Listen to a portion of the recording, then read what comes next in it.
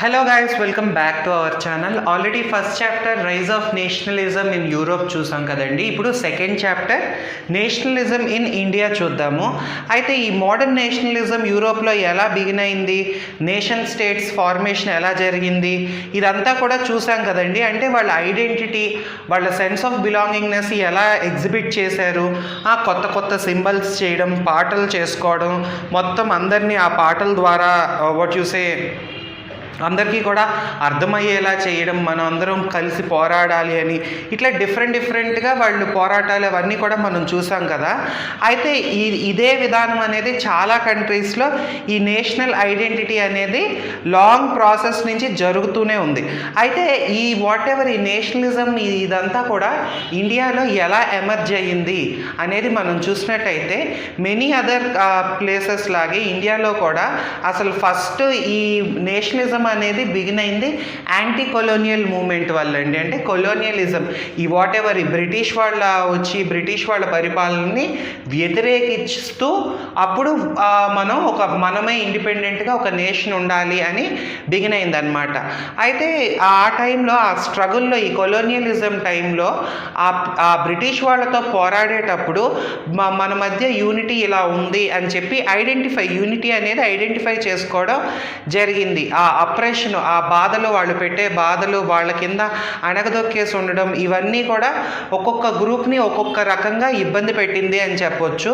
అయితే ఈ అందరూ కూడా ఒక్కొక్క క్లాస్ వాళ్ళు ఒక్కొక్క డిఫరెంట్గా ఎఫెక్ట్ అయ్యారు, ఒక్కొక్క రకమైన ఎక్స్పీరియన్స్ అనేది ఉన్నాయన్నమాట.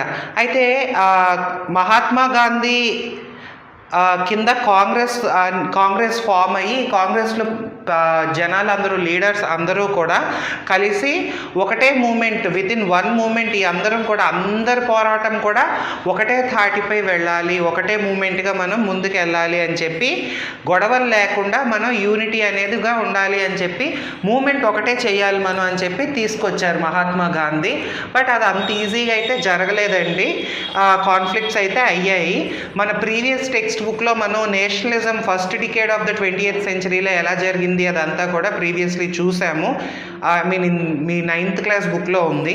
అయితే ఈ చాప్టర్లో స్టోరీ అనేది 1920sలో ఎలా అయింది, నాన్ కోఆపరేషన్ మూమెంట్ అంటే ఏంటి, సివిల్ డిసోబీడియన్స్ మూమెంట్స్ ఏంటి, నెక్స్ట్ కాంగ్రెస్ మొత్తం నేషన్ మొత్తాన్ని ఒక తాటిపై తీసుకొచ్చి మూమెంట్ అనేది ఎలా ఒక నేషనల్ మూమెంట్ అనేది తీసుకొచ్చింది, different social groups, different people, అందరు గ్రూప్స్ ఎలా దీనిలో ఇన్వాల్వ్ అయ్యారు, ఇదంతా కూడా మనం ఈ చాప్టర్లో చూస్తాము. అయితే ఇప్పుడు ఫస్ట్ వరల్డ్ వారు, Khilafat movement, non cooperation moment గురించి చూద్దామండి. 1919 తర్వాత ఈ నేషనల్ మూమెంట్ అనేది మొత్తం చాలా వరకు ఫాస్ట్గా స్ప్రెడ్ అయ్యిందండి. దాని ద్వారా న్యూ సోషల్ గ్రూప్స్ అనేది ఫామ్ అవ్వడం, కొత్త విధాలుగా స్ట్రగుల్ అనేది చేయడం, ఇవన్నీ కూడా అర్థమయ్యాయి. ఫస్ట్ ఏంటంటే ఈ వాట్ ఎవర్ ఈ ఫస్ట్ వరల్డ్ వార్ వల్ల ఎకనామికల్గా, ఆర్థికంగా కానివ్వండి, పొలిటికల్గా కానీ సిచ్యువేషన్ అనేది డిఫరెంట్గా మారిందనమాట. అంటే డిఫెన్స్ ఎక్స్పెండిచర్ అనేది బాగా పెరిగిపోయింది. అంటే ఆ యుద్ధానికి వాట్ ఎవర్ ఆ ఎక్స్పెండిచర్ అనేది పెరిగిపోవడం వల్ల మన నుంచి ట్యాక్స్లు, custom duties, income tax introduce చేయడం, ఇలా మన నుంచి ఎక్కువగా రెవెన్యూ అనేది కలెక్ట్ చేసేవాళ్ళు. అయితే ఈ వార్ వల్ల ప్రైజెస్ కూడా ఆల్మోస్ట్ డబుల్ అయ్యాయని చెప్పొచ్చు 1913 నుంచి 1918లో. దానివల్ల ఏంటంటే కామన్ పీపుల్కి బ్రతకడం అనేది చాలా కష్టమైపోయింది. ఈవెన్ విలేజెస్లో కూడా ఈ యుద్ధానికి సోల్జర్స్ని సప్లై చేయండి అని చెప్పి బలవంతంగా ఆర్మీలోకి, మిలిటరీలోకి వాళ్ళని రిక్రూట్ చేసుకోవడం మీ ఫస్ట్ వరల్డ్ వార్లో. అసలు ఫస్ట్ వరల్డ్ వార్తో మనకి సంబంధమే లేకపోయినా ఈ బ్రిటిష్ వాళ్ళు మీరు మాకు ఫస్ట్ వరల్డ్ వార్లో సపోర్ట్ చేసినట్టయితే మేము ఇండిపెండెన్స్ అనేది ఇచ్చేస్తాము అని మాట్లాడిన దాన్ని దృష్టిలో పెట్టుకొని ఓకే చేద్దాము అని చెప్పి ఎంతో సపోర్ట్ చేశారు. ఆ టైంలో ఫోర్స్డ్గా విలేజెస్ నుంచి పీపుల్ని మిలిటరీలోకి తీసుకెళ్ళి ఫైట్ చేయమని చెప్పడం, ఆ ఫోర్స్డ్ రిక్రూట్మెంట్స్ అలా చేయడం అనేది చాలా యాంగర్, జనాల్లో చాలా కోపం అనేది వచ్చిందనమాట. దెన్ తర్వాత 1918, 2021లో అసలు పంటలన్నీ కూడా ఫెయిల్ అయిపోయాయి, సరిగ్గా పండలేదు. అండ్ వన్ మోర్ థింగ్ ఏంటంటే అసలు ఆ టైంలో ఫుడ్ దొరకడం అనేది చాలా కష్టమైపోయిందని చెప్పొచ్చు. దానికి తోడు అప్పుడు ఇన్ఫ్లుయెన్జా అనే ఎపిడమిక్ అనేది ఒకటి వచ్చింది. అంటే అదొక జబ్బు అని చెప్పొచ్చు. అండ్ వన్ మోర్ థింగ్ ఏంటంటే ఈ సెన్సెస్ 1921 ద్వారా ఆల్మోస్ట్ 12 నుంచి 13 మిలియన్ పీపుల్ ఇబ్బంది పడ్డారు ఈ ఫెమైన్స్ వల్ల, కరువుల వల్ల, ఈ ఎపిడమిక్ వల్ల. ఇప్పుడు మనం ఏదైతే ఇప్పుడు ఈ కరోనా అనేది కూడా ఒక ఎపిడమిక్ అనే మనం చెప్పొచ్చు. ఇలాగే 1918, 1920, 21 కరెక్ట్గా 100 సంవత్సరాలు క్రితం 1920, 21లో సేమ్ ఇలాగే ఒక ఇన్ఫ్లుయెన్జా అనేది ఒక ఎపిడమిక్ అనేది వచ్చిందండి. సేమ్ ఇప్పుడు ఎలా అయితే మనం ఈ పాండమిక్ ద్వారా బాధపడుతున్నామో అలాగే అప్పుడు కూడా ఎఫెక్ట్ అయ్యారు. సో ఈ వార్ అయిపోతే ఇలాంటి కష్టాలన్నీ తీరిపోతాయి అని చెప్పి పీపుల్ చాలా ఓపిక్గా ఉన్నారు. బట్ అది అవ్వడం మానేసి ఇంకా హార్డ్షిప్స్ అనేది ఎక్కువయ్యాయి అని చెప్పొచ్చు. ఆ టైంలోనే ఒక కొత్త లీడర్ అపియర్ అయ్యి ఒక న్యూ మోడల్ అనేది చేశారు. ఆ కొత్త లీడర్ ఎవరో కాదండి, మహాత్మా గాంధీ. ఆయన ఇండియాకి జనవరి 1915లో రిటర్న్ అయ్యాడు. సౌత్ ఆఫ్రికా నుంచి 1915 జనవరిలో రిటర్న్ అయ్యాడు అనమాట. ఈవెన్ సౌత్ ఆఫ్రికాలో కూడా ఆయన ఈ రేసిజం, బ్లాక్స్ వైట్స్ దానిపైన ఆయన ఫైట్ చేశాడు అని మనందరికీ తెలుసు.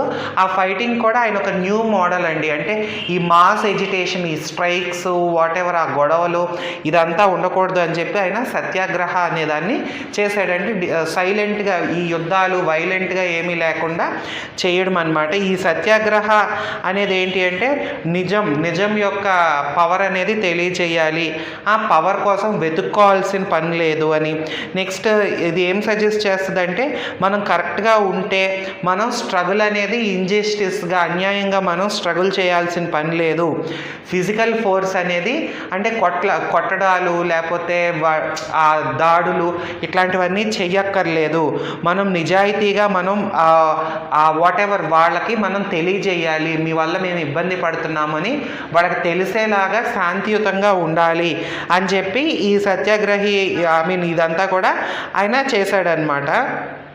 వాళ్ళకి అర్థమయ్యేలా మనం చెయ్యాలి, అంతే తప్పితే బలవంతంగా ఏది కూడా ట్రూత్ అనేది, నిజం అనేది వాళ్ళంతటి వాళ్ళకి అర్థమయ్యేలా మనం చేసి మనం ఫ్రీ అవ్వాలే తప్పితే మనం బలవంతం చెయ్యకూడదు. ట్రూత్, నిజం అనేది బలవంతంగా వాళ్ళతో మనం ఒప్పించాల్సిన పని లేదు అని చెప్పి ఈ గాంధీ బిలీవ్ చేసేవాళ్ళు. సో ఈ ధర్మ ఏదైతే నాన్ వైలెంట్గా ధర్మం అనేది ఉంటుందో అదే ఇండియన్స్ అందరినీ కలుపుద్ది అని చెప్పి బిలీవ్ చేశాడనమాట. అయితే ఆయన ఇండియా వచ్చిన తర్వాత మహాత్మా గాంధీ సత్యాగ్రహ మూమెంట్స్ అనేది చాలా ప్లేసెస్లో ఆర్గనైజ్ చేశాడండి. 1917లో బీహార్లో చంపారన్కి వెళ్ళి అక్కడ పీజెంట్స్, చిన్న ఫార్మర్స్ ఉంటారు కదా, వాళ్ళని బలవంతంగా మీరు ఇవే పండించాలి అవే పండించాలి అని చెప్పి ఒక ప్లాంటేషన్ సిస్టమ్ అనేది తెచ్చారండి. అంటే మనకు నచ్చిన పంట మనం పండించుకోవడానికి లేదు, వాళ్ళు చెప్పిన పంటే చేయాలి అని.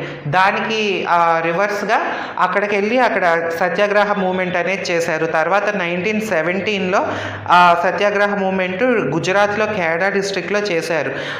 ఈ క్రాప్ ఫెయిలియరు, ఈ ప్లేగ్ ఎపిడమిక్ ఇదంతా అవ్వడం వల్ల ఖేదా ప్లేస్లో ఆ ఫార్మర్స్ అందరూ కూడా రెవెన్యూ ట్యాక్స్లు అనేది కట్టలేకపోయారు. అండ్ అప్పుడు ఆ బ్రిటిషర్స్ వాళ్ళని ఇబ్బంది పెట్టడం వల్ల ఈ మూమెంట్ అనేది చేశారు. అండ్ అదే 1918లో మహాత్మా గాంధీ అలహాబాద్ కూడా వెళ్ళి కాటన్ మిల్ వర్కర్స్ ఉంటారు కదా, వాళ్ళతో కూడా ఈ సత్యాగ్రహ మూమెంట్ అనేది చేయడం జరిగింది.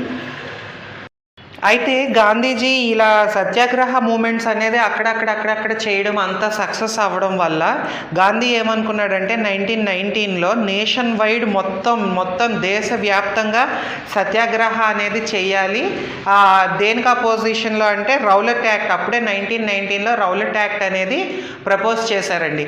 దానికి వ్యతిరేకంగా మనం ఈ సత్యాగ్రహ, నేషన్ వైడ్ సత్యాగ్రహ అనేది సత్యాగ్రహ మూమెంట్ చెయ్యాలి అని చెప్పి అనుకున్నారు. ఈ రౌలట్ యాక్ట్ ఏంటి అంటే కనీసం ట్రయల్స్ కూడా లేకుండా, ఇప్పుడు ఫర్ ఎగ్జాంపుల్ ఎవరైనా తప్పు చేశారు అని అరెస్ట్ చేశారనుకోండి, వాళ్ళని కోర్టులో ప్రవేశించి 2-3 సార్లు క్వశ్చన్ చేసి తప్పు అనేది నిర్ధారణ అయితే జైల్లో పెడతారు. కానీ ఈ రౌలట్ యాక్ట్ ద్వారా ఏంటి అంటే వాళ్ళు జైల్లో పెట్టాలి అని అనుకుంటే అసలు తప్పు ఒప్పు అనేది ఏమీ పరిశీలించకుండా డైరెక్ట్గా తీసుకెళ్ళి జైల్లో పెట్టేయచ్చు 2 years కాలం వరకు అనేది రౌలట్ యాక్ట్. ఇది అనేది నచ్చలేదన్నమాట చాలామందికి.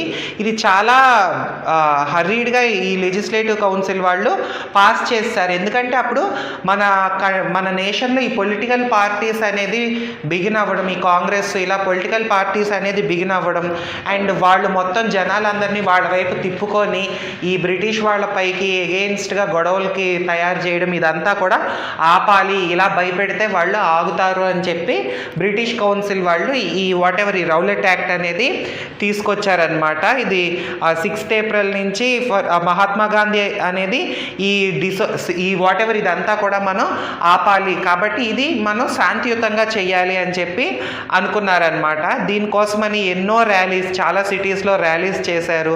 వర్కర్స్ ఏమో స్ట్రైక్ చేశారు. రైల్వే వర్క్షాప్స్ ఉంటాయి కదా, రైల్వే వర్క్షాప్స్లో వర్కర్స్ మేము పనికి రాము అని చెప్పి స్ట్రైక్ చేశారు.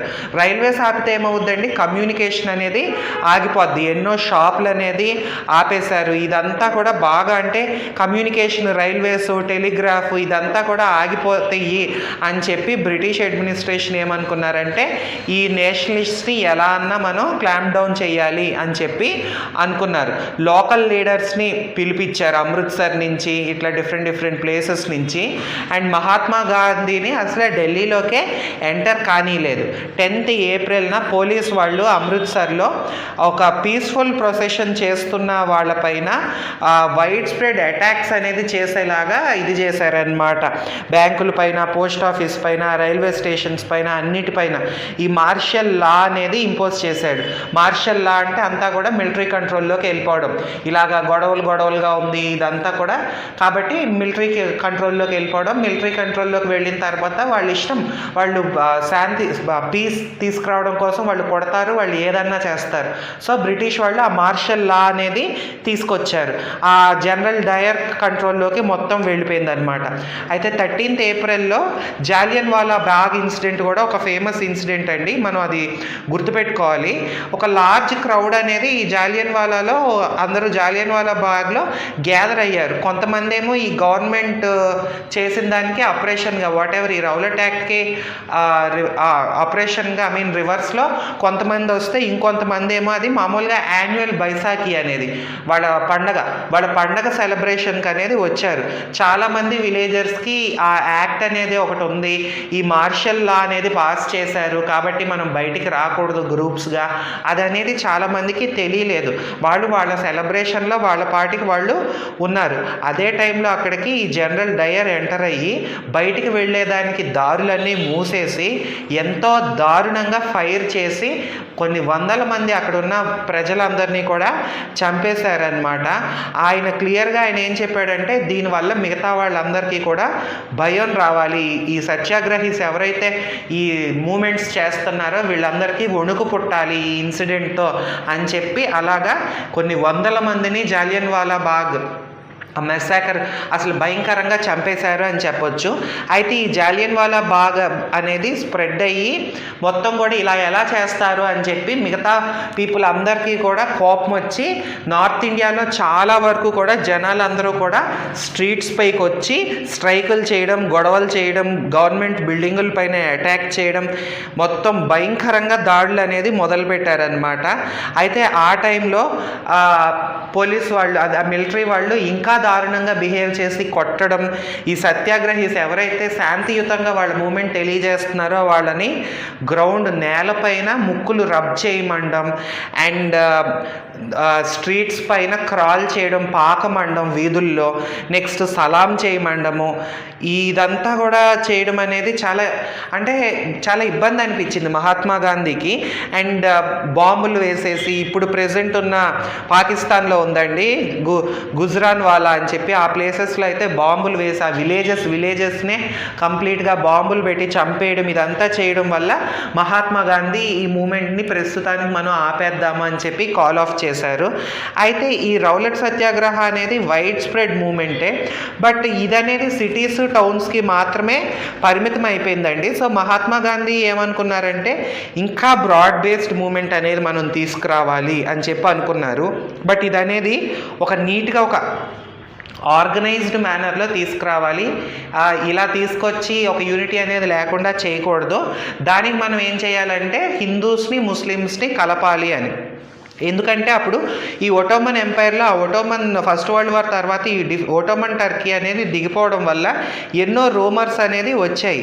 ఆ స్పిరిచువల్ హెడ్ ఇస్లామిక్ వరల్డ్ ఖలీఫా ఉన్నారు కదా, ఆ ఖలీఫా పవర్స్ అని కూడా తీసేయడం, ఇలా అనేది ఒక రూమర్స్ అనేది రావడం వల్ల ఈ ఖిలాఫస్ టెంపరల్ పవర్స్ గురించి బొంబాయిలో మార్చ్ 1919లో ఒక ఖిలాఫట్ కమిటీ అనేది వేసుకున్నారు. అంటే ముస్లిమ్స్ వాళ్ళ పవర్స్ గురించి, వాళ్ళ వాట్ యూసే వాళ్ళ కమ్యూనిటీ గురించి, అంటే అక్కడ ఓడిపోయాం కదా ఇంకా మా కమ్యూనిటీని లెక్క చేయరా అన్నట్టుగా వాళ్ళకంటూ ఒక టెన్షన్ అనేది ఉంటుంది కదా. ఆ రూమర్స్ని పట్టుకొని ఒక కమిటీ అనేది వేసుకొని ఏం చేయాలి ఏంటి అని అనుకున్నప్పుడు ఆ యంగ్ జనరేషన్ లీడర్స్ అయిన బ్రదర్స్ ముహమ్మద్ అలీ, షౌకత్ అలీని వాళ్ళిద్దరూ మహాత్మా గాంధీతో డిస్కస్ చేయడం ప్రారంభించారు.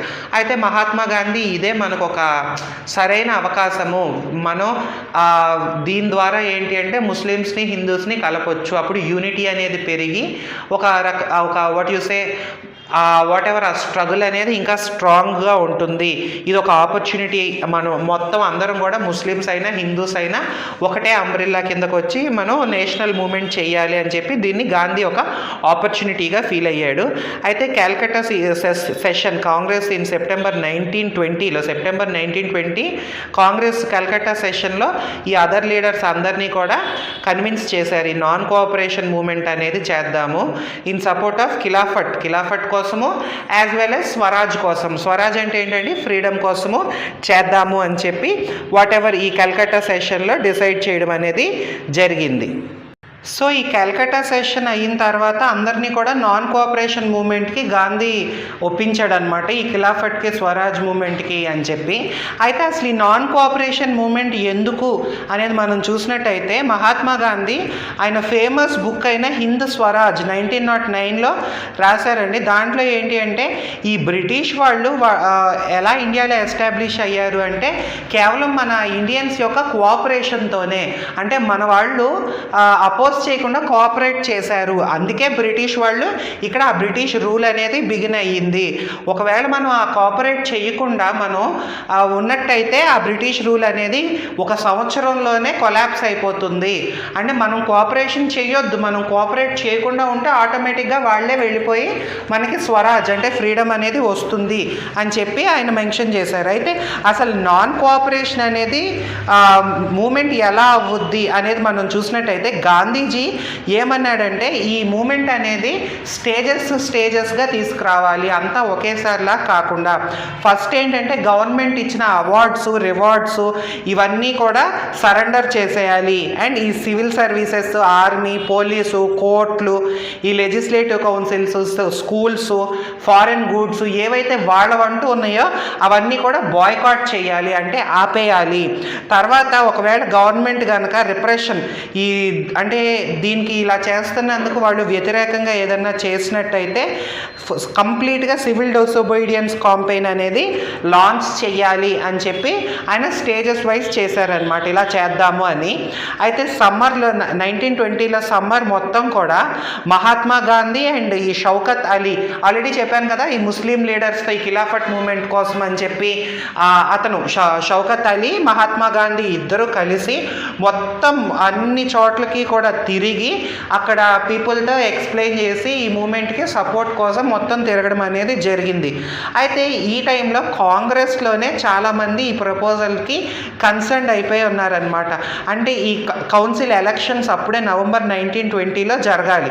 ఈ ఎలక్షన్స్ని బాయ్కాట్ చేయడం వల్ల ఎలాగా ఈ ఎలక్షన్స్ వల్ల మనకు ఒక పవర్ అనేది వచ్చుద్ది కదా. అంటే ఆ 1922 టైంలో ఏం చేశారంటే మీరు ఎలక్ట్ చేసుకొని మీ పార్టీతో మీరు రూల్ చేయండి, బట్ అండర్ బ్రిటిష్ క్రౌన్ అని చెప్పి అప్పుడు ఒకటి తీసుకొచ్చారు. సో ఇప్పుడు మనకంటూ కొంచెం వస్తుంది కదా, అలాంటప్పుడు ఎందుకు ఇదంతా చేయడం అని కొంతమంది ఒపీనియన్ పడ్డారు. బట్ ఎలా అయినా వాళ్ళు కంప్లీట్ ఫ్రీడమ్ అయితే ఇస్తాము అని అనట్లేదు, బ్రిటిష్ గవర్నమెంట్ కిందే ఆ వాట్ ఎవర్ ఎలక్టెడ్ రిప్రజెంటేటివ్స్ కూడా ఉంటారు అన్నారు. సో వాళ్ళు కొంచెం డౌట్ పడ్డారనమాట, ఎందుకు ఇలా చేయడం అని చెప్పి డౌట్ పడి అంత సపోర్టివ్ అనేది రాలేదన్నమాట చాలామంది. అయితే సెప్టెంబరు డిసెంబర్ ఈ టైంలో కాంగ్రెస్లోనే చాలా ఒక్కొక్కళ్ళ ఒపీనియన్ ఒక్కొక్కలా ఉండే సపోర్ట్ అనేది రాలేదు. సో అసలు ఈ సపోర్టర్స్ ఎవరు, ఈ మూమెంట్కి అపోనెంట్స్ ఎవరు అన్న మీటింగ్ కూడా రెగ్యులర్గా టచ్లో ఉండడం, ఆ మీటింగ్ అనేది కూడా ఏర్పాటు చేయలేదు చాలా కాలం వరకు. ఫైనల్గా నాగ్పూర్ 1920 డిసెంబర్ సెషన్లో ఒక కాంప్రమైజ్ అనేది అయ్యి నాన్ కోఆపరేషన్ ప్రోగ్రామ్ అనేది అడాప్ట్ చేసుకోవడం జరిగింది. అయితే ఇది ఎలాగ ఒక్కొక్కటి జరిగింది ఏంటి ఎవ్రీథింగ్ కూడా నెక్స్ట్ వీడియోలో మనం చూద్దాము. అసలు 1920, 1921 ఈ టైంలో ఎందుకు వాళ్ళు సపోర్ట్ చేయలేదు, ఈ పొలిటికల్ అసలు ఆ ఎలక్షన్ ఏంటి అనేది ఎవరికన్నా తెలుసుకోవాలి అని అనుకుంటే కామెంట్ చేయండి. ఆల్రెడీ దానిపైన మనం వీడియోస్ అనేది చేస్తున్నాము. ఈ స్పెక్ట్రమ్ బుక్లో ఇండియన్ పాలిటీ బై లక్ష్మీకాంత్లో ఆల్రెడీ అది అనేది చేస్తున్నాము. ఎవరైనా ఇన్ డీటెయిల్డ్ దాని గురించి తెలుసుకోవాలి అని అనుకుంటే చెప్పండి, దాని వీడియో లింక్ అనేది నేను మీకు ఇస్తాను. అండ్ ఇప్పటిదాకా చెప్పింది అర్థమైందని అనుకుంటున్నాను. ఏదన్నా డౌట్ ఉన్నట్టయితే కామెంట్ చేయండి, నేను క్లియర్ చేస్తాను. అండ్ తప్పకుండా మన ఛానల్ని మీ ఫ్రెండ్స్తో షేర్ చేయండి, సబ్స్క్రైబ్ చేయడం మర్చిపోవద్దు. అండ్ నెక్స్ట్ పార్ట్లో మిగతా కంటిన్యూషన్ అనేది నెక్స్ట్ పార్ట్లో చూద్దాము. Thank you for watching and happy learning.